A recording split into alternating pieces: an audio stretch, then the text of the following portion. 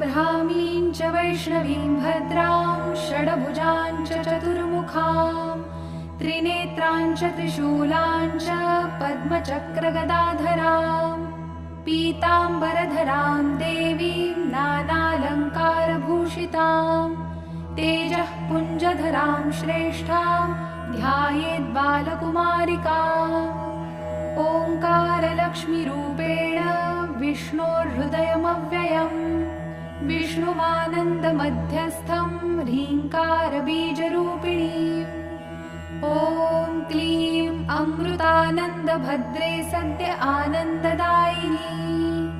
ॐ श्रीं दैत्यभक्षरदां शक्तिमालिनी शत्रुमर्दिनी तेजः प्रकाशिनी देवी वरदा शुभकारिणी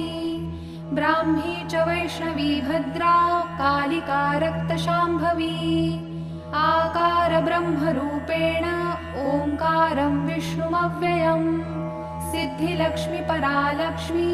लक्षलक्ष्मी नमोऽस्तु ते सूर्यकोटिप्रतीकाशं चन्द्रकोटिसमप्रभं तन्मध्ये निकरे सूक्ष्मं ब्रह्मरूपव्यवस्थितम्